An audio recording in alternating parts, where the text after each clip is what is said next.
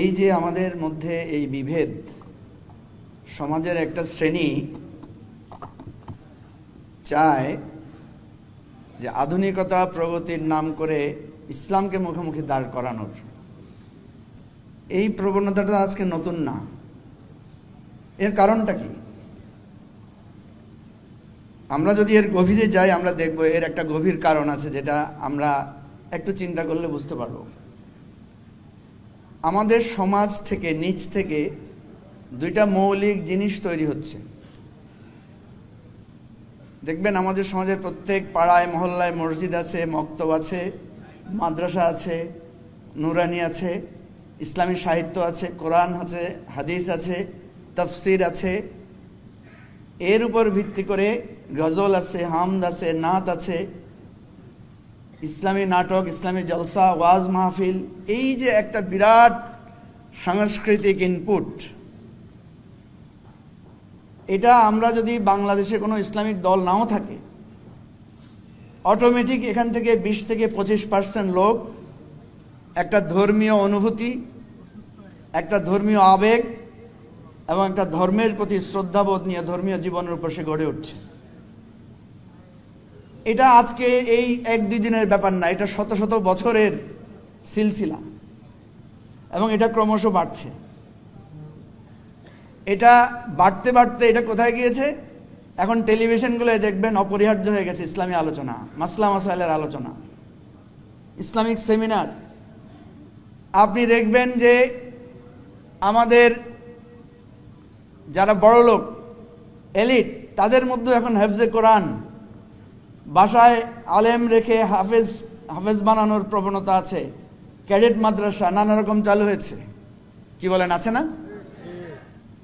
এবার একটা দুঃসংবাদ দিই। ঠিক এই সমাজেই ছোটবেলা থেকে আধুনিক সঙ্গীত, মরমের সঙ্গীত, নজরুল গীতি, রবীন্দ্রসঙ্গীত, নাচ গান, আর্ট, শিল্পকলা, এমন কোনো উপজেলা নাই যেখানে নৃত্য স্কুল নাই, নাচের স্কুল নাই। এমন কোনো স্কুল নাই যেখানে আর্ট শেখানো হয় না, যেখানে বাৎসরিকভাবে নাট্য অনুষ্ঠান হয় না, গানের অনুষ্ঠান হয় না, পহেলা বৈশাখ হয় না। এইটা বাড়তে বাড়তে সমাজ, সংস্কৃতি, টেলিভিশন, মিডিয়ার, আপনার ফিল্ম, এটা একটা সেক্টর, এটা একটা ইন্ডাস্ট্রি আকারে গড়ে উঠেছে। বাংলাদেশে যদি কোনো রাজনৈতিক দল বা প্রগতিশীল চর্চা নাও থাকে, তাও আপনি দেখবেন সমাজে 20 থেকে 25% মানুষ এই চেতনায় গড়ে উঠছে, যারা মনে করে যে ধর্ম হচ্ছে আমাদের প্রগতির অন্তরায়। আমি কি ভুল কিছু বললাম? এই যে 25% আর 25% মুখোমুখি দাঁড়িয়ে যাচ্ছে আমাদের সমাজ থেকে, এই দ্বন্দ্ব আমাদের নিচ থেকে উঠে আসছে, এই দ্বন্দ্ব। সেই জন্য আপনি দেখবেন যারা ইসলামকে এখান থেকে দূরীভূত করতে চায়, যারা মুসলমানিত্বকে মুছে দিতে চায়, তারা তাদের আন্তর্জাতিক প্রভুর সমস্ত শক্তি, সমস্ত অর্থ ব্যয় করেও এখন পর্যন্ত তারা সফল হতে পারে নাই। ঠিক এর উপর দিকে আবার খারাপ দৃশ্য আছে। আমরা এত ইসলামিক এফোর্ট, এত আলোচনা, এত ওয়াজ মাহফিল, এত বক্তৃতা, এত তাফসির, এত ওয়াজ মাহফিল, এত কিছুর পরেও আমরা কিন্তু সমাজের ওই অংশ, ওই সাংস্কৃতিক বিপদগামী, বা আমরা যাদেরকে মনে করছি আমাদের উন্নয়নের নাম করে যারা আমাদেরকে পশ্চাৎপদ করতে চায়, তাদের উত্থানও কিন্তু আমরা ঠেকাতে পারি নাই। সুতরাং এই দুইমুখী শক্তির মাঝখানে যারা আছে, তারাই কিন্তু আমাদের সমাজকে নেতৃত্ব দিচ্ছে। আমি এত বড় কথা বলে আপনাদের কাছে হতে চাই না। আমার কথা হচ্ছে, এখানে গভীরভাবে ভাবতে হবে যে এই লড়াই কি আমরা করব, নাকি এখানে আমরা কোনো সন্ধি করব।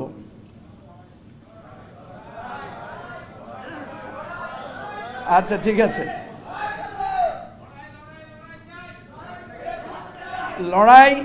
লড়াই অবশ্যই করব, কিন্তু লড়াইয়ের সাথে হিকমত এবং কৌশল গুরুত্বপূর্ণ। কি বলেন, ঠিক না?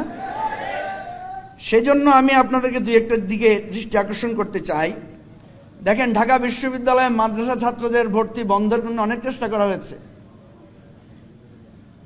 সেখানে আমরা অনেক লড়াই করেছি, একটা লড়াই আমরা বিজয়ী হয়েছি, হারাতে পারে নাই। যখন দেখা গেছে যে প্রত্যেকটা ইউনিটি ভর্তি পরীক্ষায় মাদ্রাসার ছাত্ররা প্রথম হয়, দ্বিতীয় হয়। তাইলে লড়াই কোনটা বেশি মজবুত? এই যে আমি মেধার স্বাক্ষর রাখলাম, এটা কিন্তু তারা মোকাবেলা করতে পারে নাই, এটা দিয়ে আমি তাদেরকে হারিয়েছি। সেজন্য আমাদের যে 5ই মে যেই নারকীয় হত্যাকাণ্ড হয়েছে, আমি সেই মামলার একজন সাক্ষী। এই গণহত্যা মামলা করার জন্য দাবি তুলে আমরা একটা মামলাও করেছি এবং সেই মামলার আমি একজন খুবই গুরুত্বপূর্ণ সাক্ষী। এই জায়গা থেকে আমি আলেম ওলামাদেরকে অত্যন্ত শ্রদ্ধা করি, ভালোবাসি এবং তারাও আমাকে খুব স্নেহ করেন। আমি দুইটা কথা বলে শেষ করছি।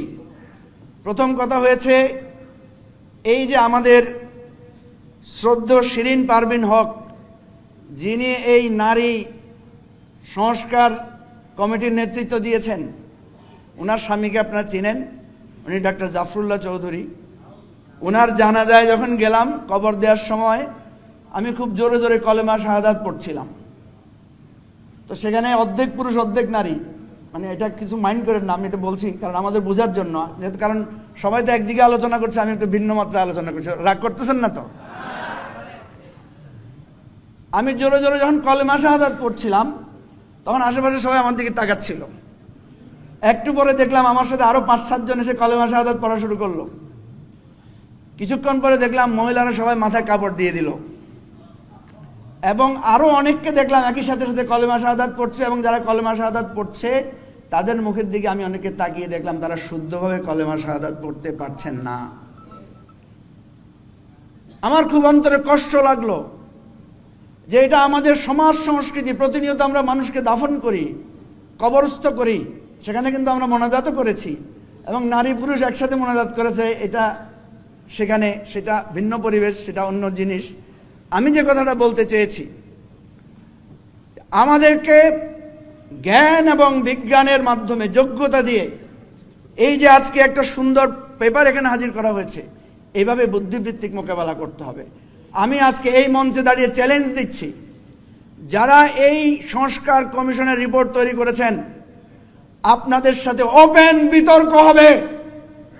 আপনারা যে প্রস্তাবনা দিয়েছেন, এটা বাংলাদেশের সমাজ সংস্কৃতি, মানুষের বিশ্বাসকে আপনারা এখানে ইনক্লুসিভিটির খেলাফ করেছেন, আপনারা সেখানে অন্তর্ভুক্ত করেন নাই। সুতরাং আপনাদের এই নীতিমালা, ওইটাকে সংস্কার করতে হবে, ওইটাকে পরিবর্তন করতে হবে, ওইটাকে আবার রিভিউ করতে হবে। বিতর্কের আহ্বান নেন, বিতর্ক করেন। খুব লাস্ট একটা কথা বলে শেষ করছি, ভিক্ষাবৃত্তি কোনো পেশা হতে পারে না। কারণ একজন মানুষ অত্যন্ত অসহায় হয়ে বিপদে পড়ে ভিক্ষাবৃত্তি করে। ভিক্ষুকদেরকে আমরা কি করি? পুনর্বাসন করি। ভিক্ষাবৃত্তিকে পেশা হিসেবে স্বীকৃতি দেই না। বাংলাদেশে যে সমস্ত নারীরা বিপদে পড়ে, বিভিন্ন ফাঁদে পড়ে একটা খারাপ পেশায় গিয়েছেন, আমরা তাদেরকে সেই পেশা থেকে ফিরিয়ে আনতে চাই, পুনর্বাসন করতে চাই। আপনারা তাদেরকে পেশা হিসাবে স্বীকৃতি দিয়ে নারীর অবমাননা করেছেন, নারীদের সম্মান নষ্ট করেছেন। আপনাদের বিবেকের কাছে একদিন এই প্রস্তাবের জন্য আপনাদেরকে বিবেকের কাঠগড়ায়, বিচারের কাঠগড়ায় দাঁড়াতে হবে। এই হলো আমাদের আপনাদের প্রতি আহ্বান।